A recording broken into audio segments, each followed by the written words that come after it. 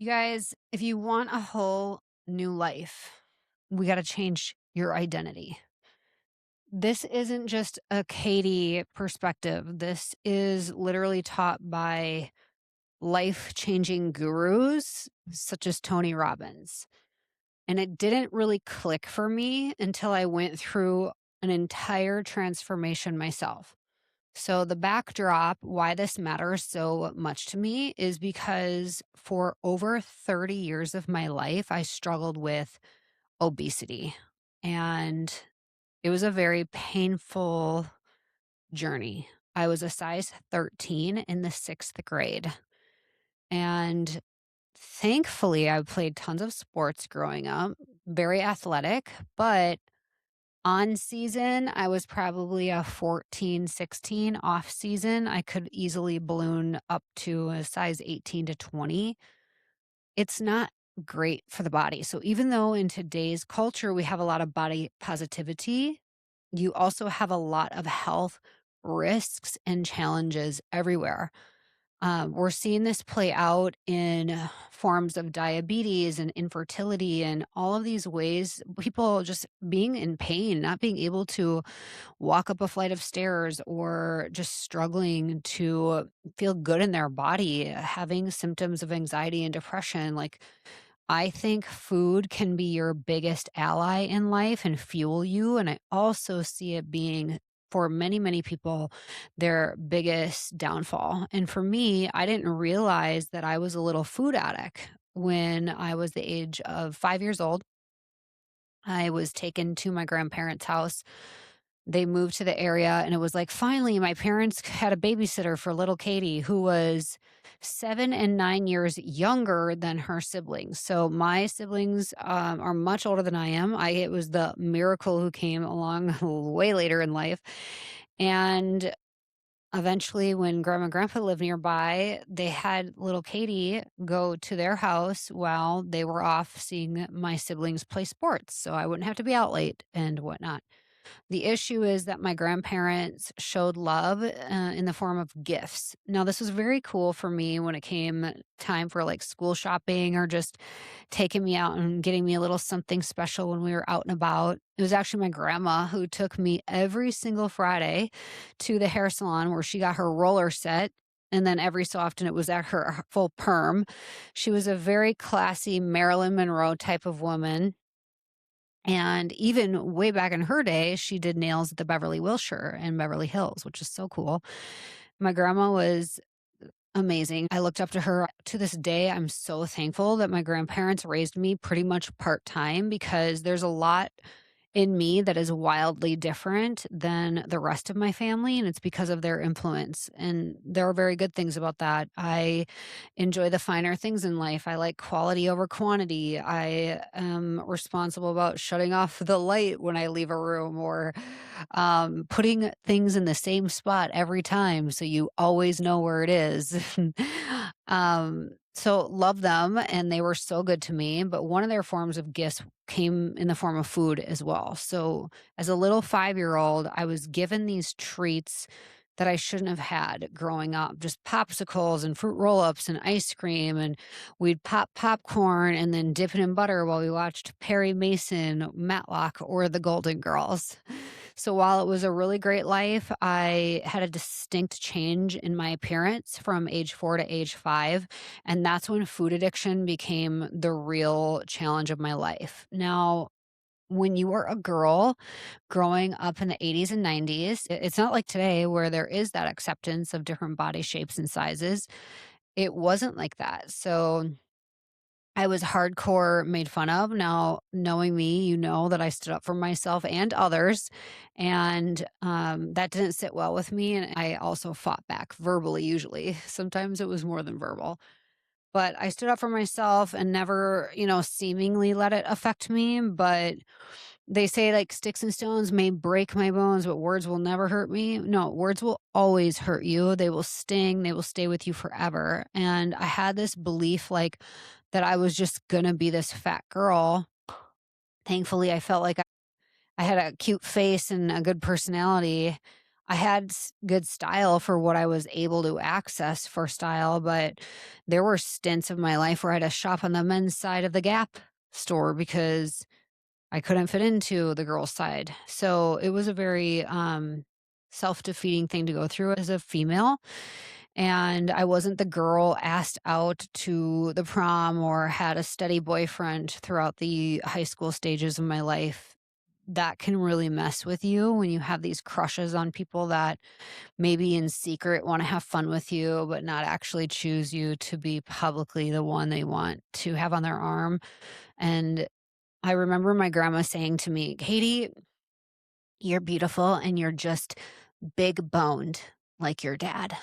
Well, I lived out that self prophecy for my whole life because in my head, I'm like, this woman who loves me so fiercely is telling me something true. I'm beautiful, but big boned like my dad. Well, here's the truth.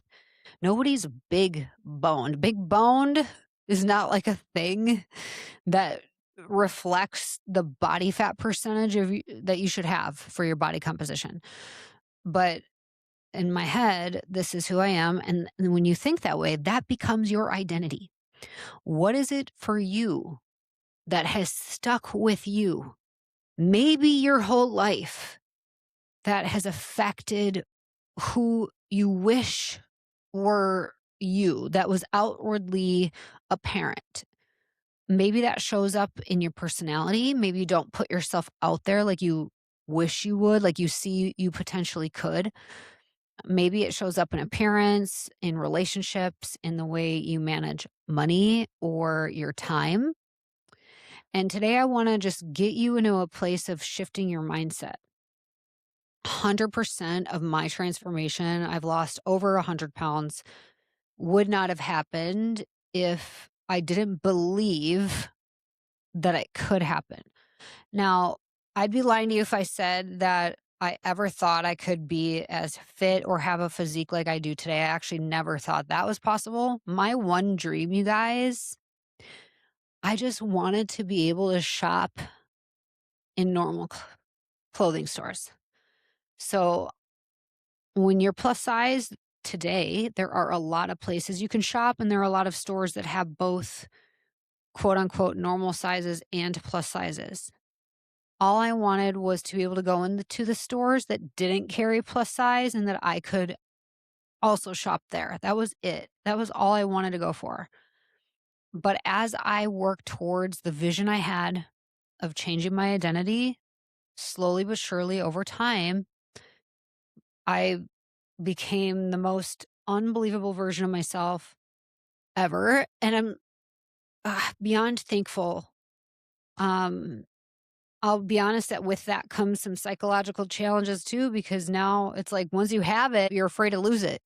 As a salon owner, you get what I mean. Like once you hit that $1 million revenue mark, now it's like everything in you to keep yourself there or get to the next million. But there's almost this fear of like losing how, like you work so hard to get here, you never want to revert backwards. So that part of it will address at a different conversation.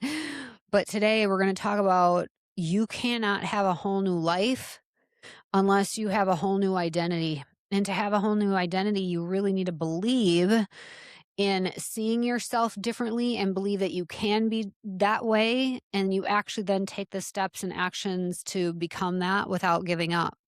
So the first way to change your life in having your new identity is to be consistent.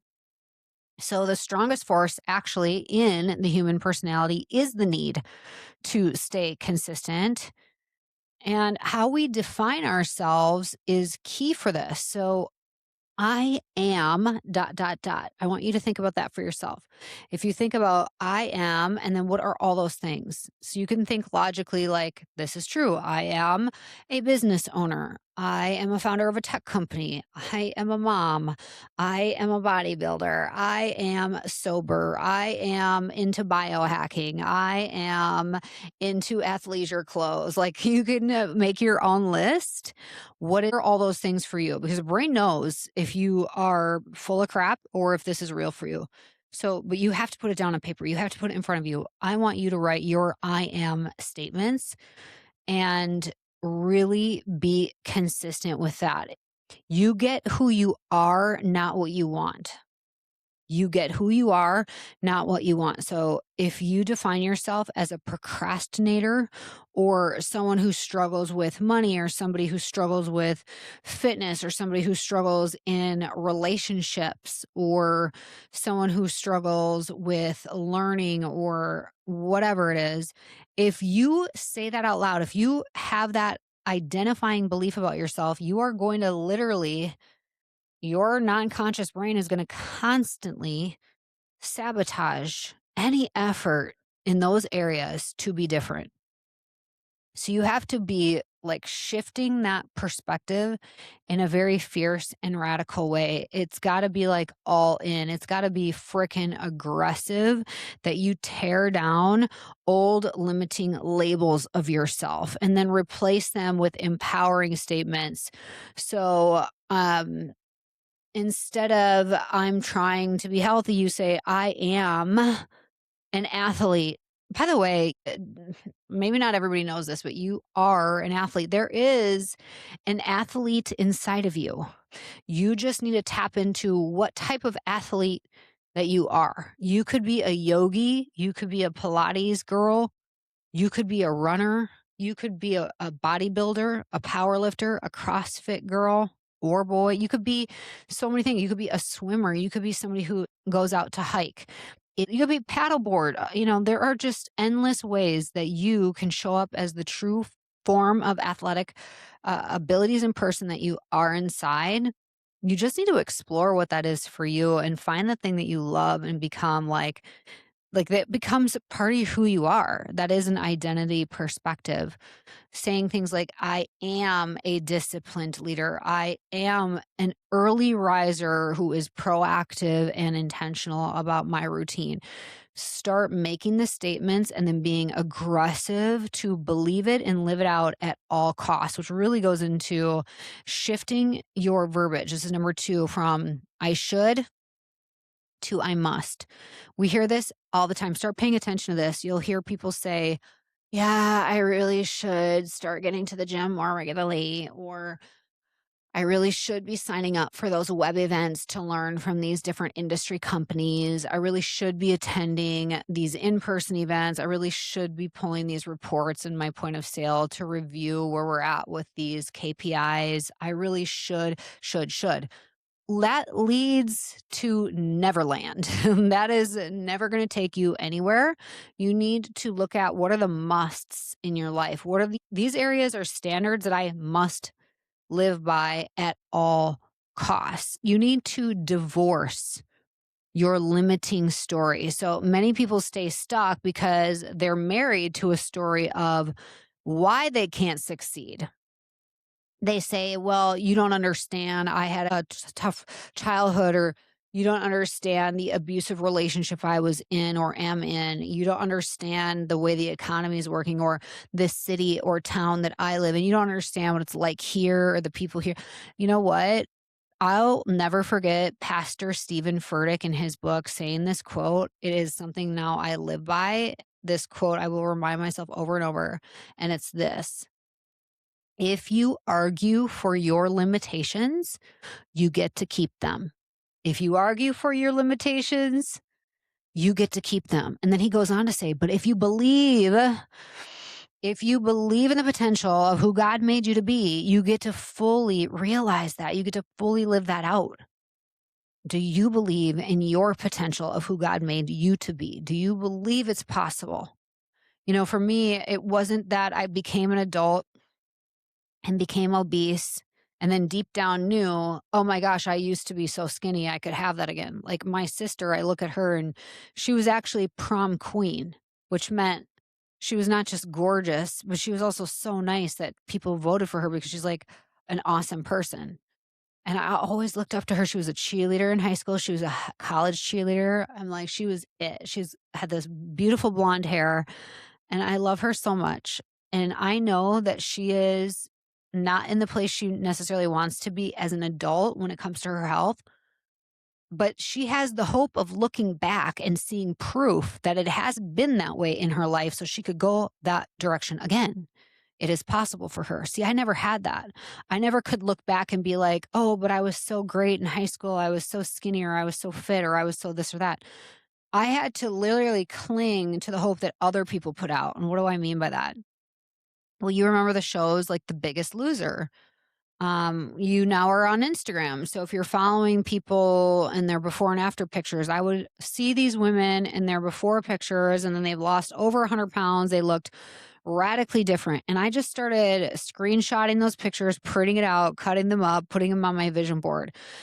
This is who I believe I could be too. If they can do it, why can't I? People always said, like, I know, if I could do it, anybody can. And you're like, yeah, anybody but me. I mean, that's the way we tend to think. Those are sabotaging, limiting beliefs.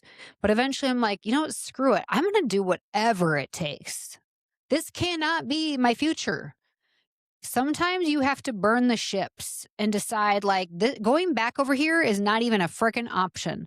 There are different times in my life where I've done something cold turkey. When I gave up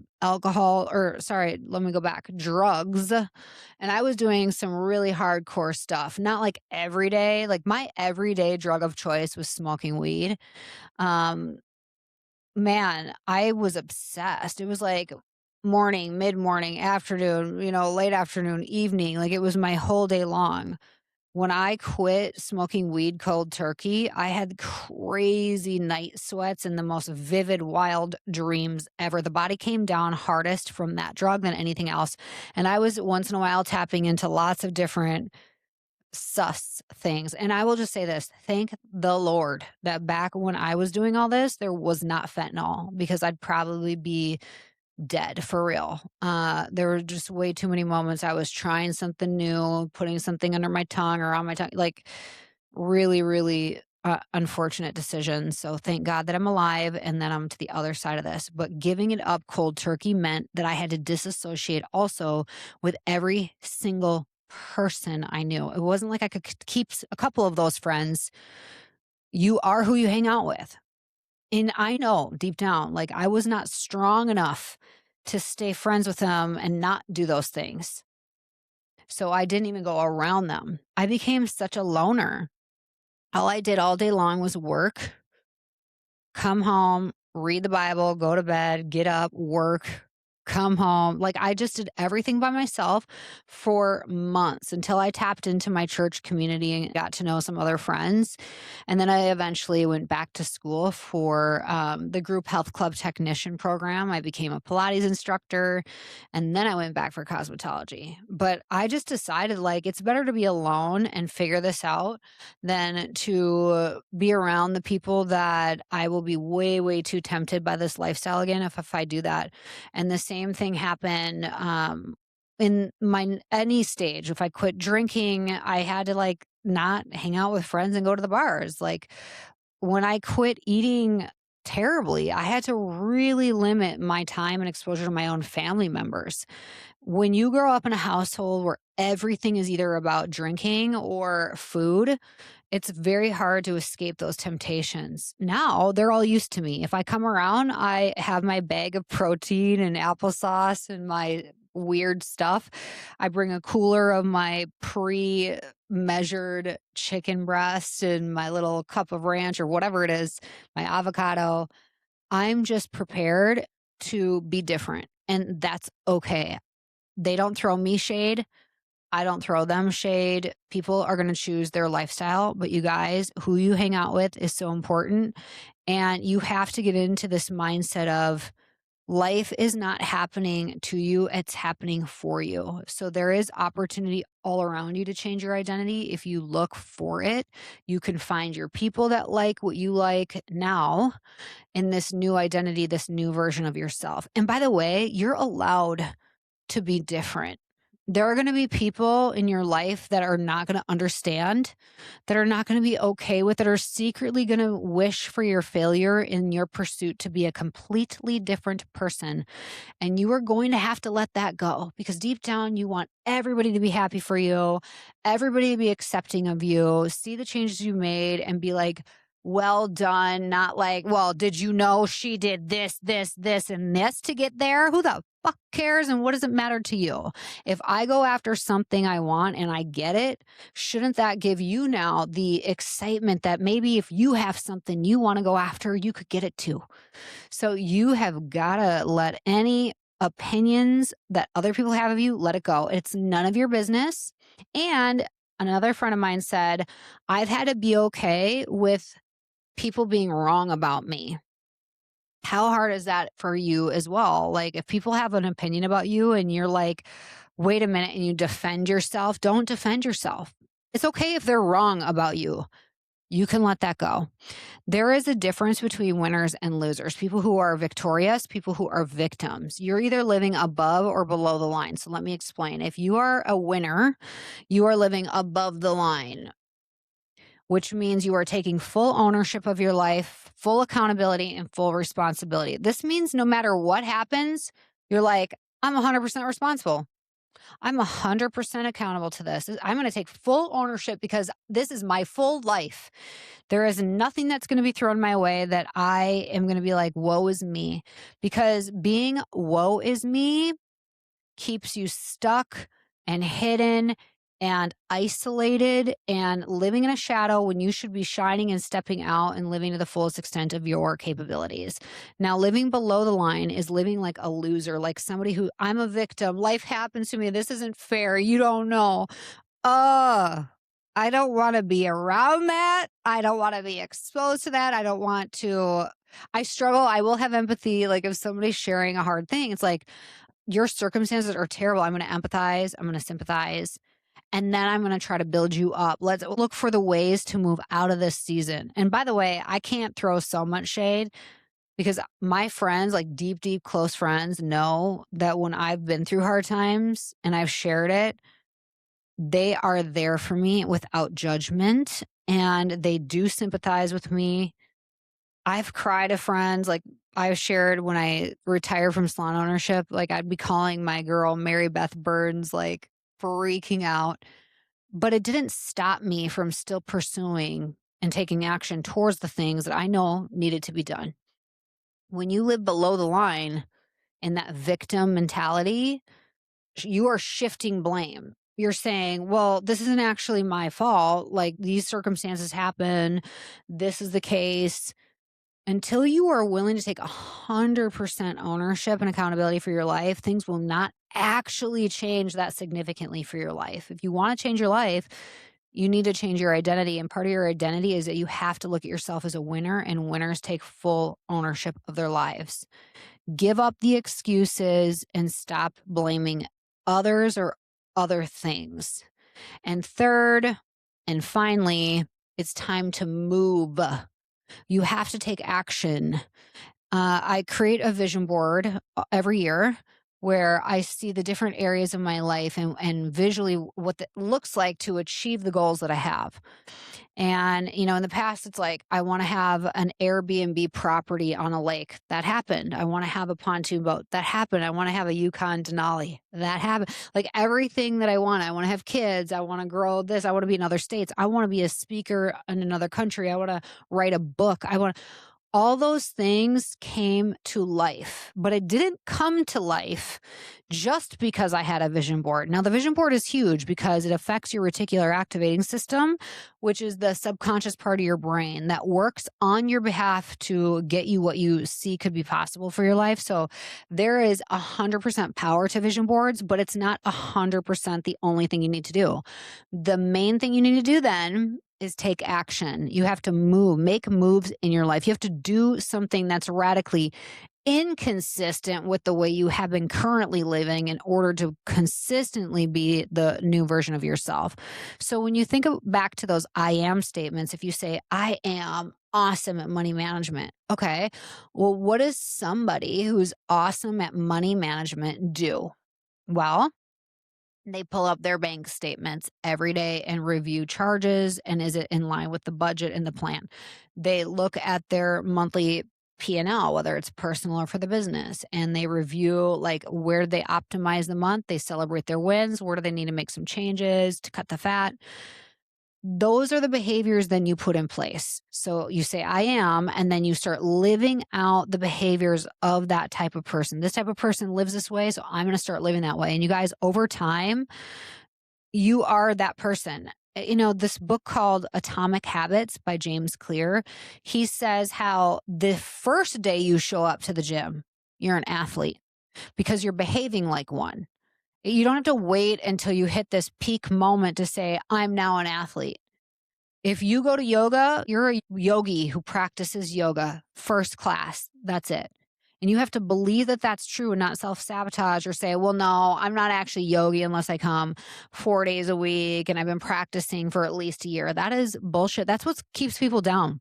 So the minute you show up, you make the change, you now are that identity. And then it is fiercely important that you stay consistent. Taking action means you're physiologically changing your body. I brought up Tony Robbins. If you've ever been to a Tony Robbins event, which I actually haven't, but I've seen so many, he will make you get up and move your body. The minute you move your body, you are in a new physiological state of mind and you're more open to learning. Your brain is literally like more opened up to taking action, learning, and doing positive things in your life. If you're sitting on your couch, slumped over, wearing pajamas, the lights are dim, you're watching Netflix, you have your snacks next to you, how is that ever going to move the needle in the ways that you truly, truly want deep inside? By the way, giving up Netflix, there are a couple shows I'll watch here and there. I'm kind of a hopeless romantic, so I love watching shows like The Bachelorette or Bachelor, Love is Blind, some of those shows. I know everybody loves the Love Island show. I've actually never watched that, but I know people are obsessed with it. I don't know if I would be or not, but there are a couple things that I will watch. But it takes me like 3 days, or I should say like 3 different sit-down sessions just to get through one episode because my life is not about that. There are other ways I fill up my day and time that are more in line with who I really am than being the old version of me who did actually have that lifestyle of like, I'm just going to watch a movie and eat some popcorn and hang out in my dark basement room. Like that it will never bring you to the new life and identity that you want to have. So being physically in the right state and place and body and movement is huge and it's key. So here's what I would really just leave you with. It will take you visualizing who you want to be, creating the I am this person, and then doing what that person would do. The minute you do it, you become them. And you just repeat, and stay consistent. If you want this new life, you have to change this identity or this area of your life and the identity you have in that. I want to know what that is. Is this pertaining to your career, your health, relationships? How do you plan to apply an identity shift to your life right now? You can leave it in our comments or reach out, DM us.